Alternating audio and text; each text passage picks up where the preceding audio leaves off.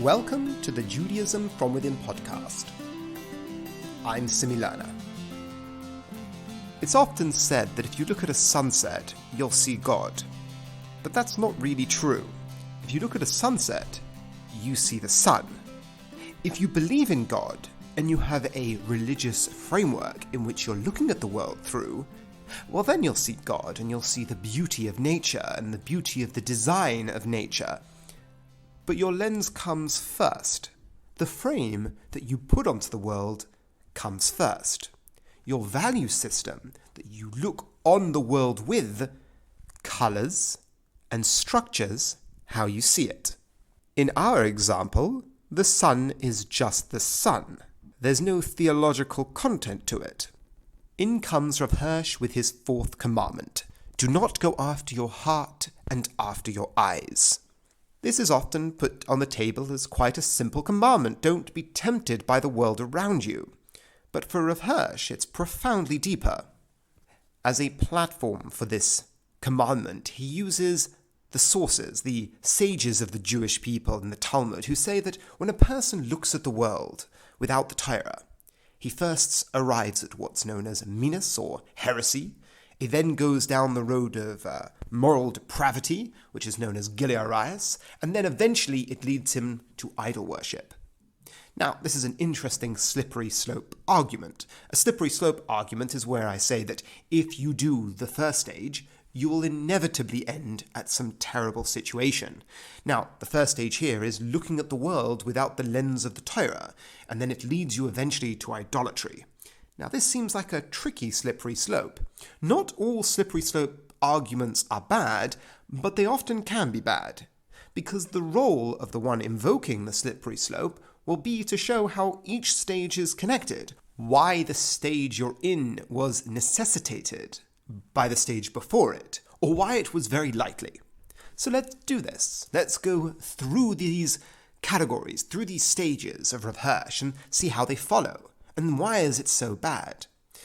So he begins with, the commandment of lo sasuru, or do not go after your heart, he says is telling you that if you just perceive the world, you look at the world in its raw state, it doesn't cry out God to you. Putting it more specifically, the world that we live in today, we live in a secular world. We don't live in a religious world. What I mean by that is that the world and the culture that we experience today is a technological one. It is a scientific one. It is a secular one. It doesn't encourage religious worldviews. It's not always hostile, but definitely nothing about the world screams to us that we don't understand it, thereby we must invoke God. You need to come into the conversation with that frame. Now, of course, that's going to be a separate discussion about why you think it's a worthy frame, or why you think it's a frame that you should adopt. This is Rav Hirsch's 19 letters, where he tries to put forward an argument why he thinks you should adopt the Jewish framework. But a framework is necessary. But this is deeper. A framework is necessary to do anything. To do anything, to get involved with anything. Like we mentioned last week, you need a set of values. You need a value system in which to structure the world around you, in which to move through. Nothing about the world tells you what to do. So the first point from Rav Hirsch says if you view the world in its raw state, you just see nature, survival, the struggle for survival, tooth and claw, the clawing at the world to gain as much as possible, because that's what nature is. Nature, things try and survive. Humanity, we try and survive, and at what cost?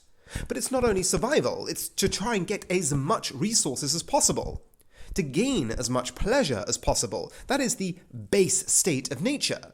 It's not a value structure, but it is what nature is striving for.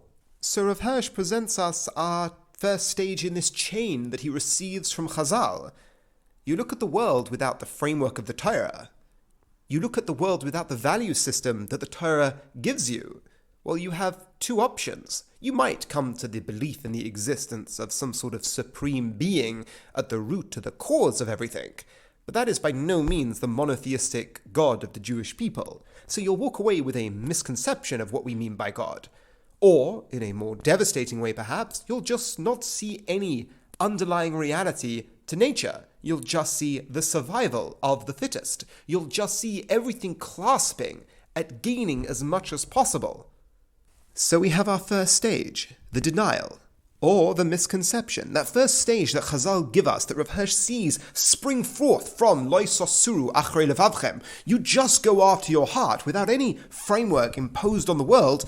You'll either come up with a weird conception of God, some sort of deistic God that really has no interest in our reality, or you'll deny it. You'll just see nature. And once again, in our modern context, that's not difficult, because we understand so much about the world, and we know so much about the evil that goes on in the world. So to walk away and just see mechanistic randomness to reality isn't so far-fetched.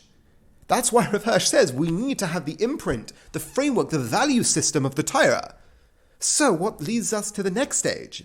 The first stage is the denial, minus. The next stage is harder. How does this way of looking at the world lead to Gilui Arayos, moral depravity?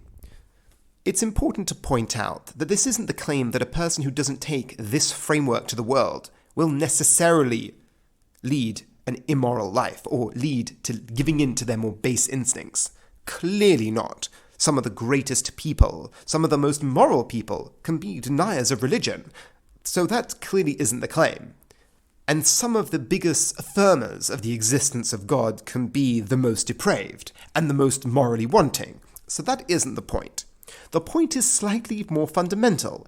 It's stressing that your value system leads in a direction. Now, of course, you'll have people who will withhold from that, the same way you'll have people who will give in to it. The point is stressing the importance of your value system that you walk into the world with, and not simply going after your heart. What is the commandment of the Torah of Lo Sosuru? This is what Rav Hirsch is delving into, not what happens on the ground with moral or immoral people. So putting that to one side, how does a simple view on the world lead to moral depravity?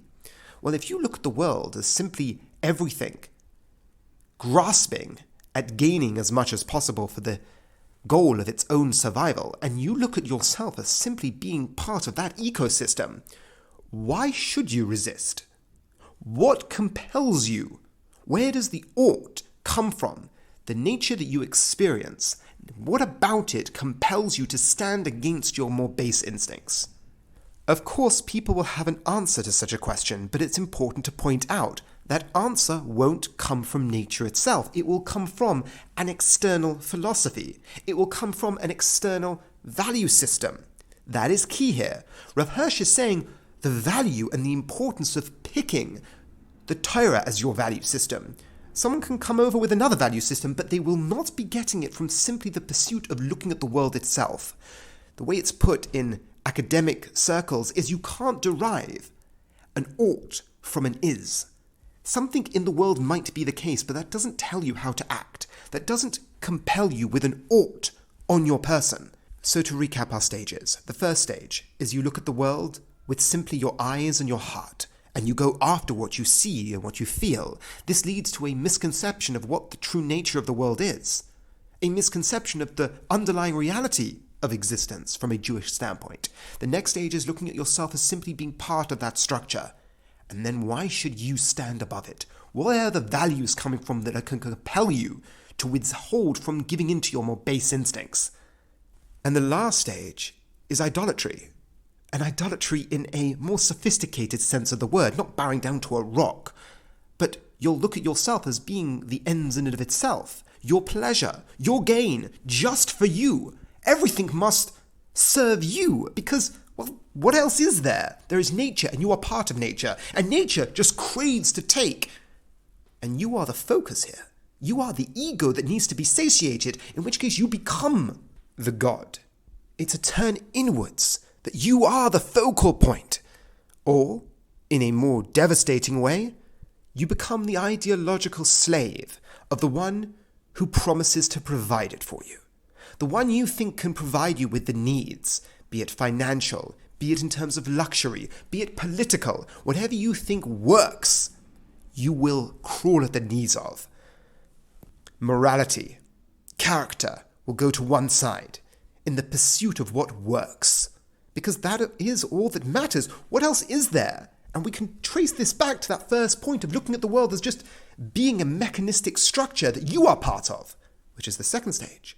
You're just part of that, in which case, what can you gain for you and your own? The last stage, you'll be at the knees of whatever you think will be able to provide that for you. Morality, character, higher values will pale into insignificance in the spectre of what works. So, to recap, we went through the stages that Rav Hirsch puts down of going after your heart and going after your eyes, this commandment to stay away from this way of looking at the world as just being this natural structure that you are part of, and how that leads to idolatry. So that was the fourth commandment. I'd like to encourage everybody to, once again, if you can, give us a like or a good review on the preferred platform that you're using. It helps spread these ideas. It helps spread this message. It helps spread the Torah, or the thinking of Rav Shimshon Raphael Hirsch. Once again, I am grateful for the listen. Have a wonderful week,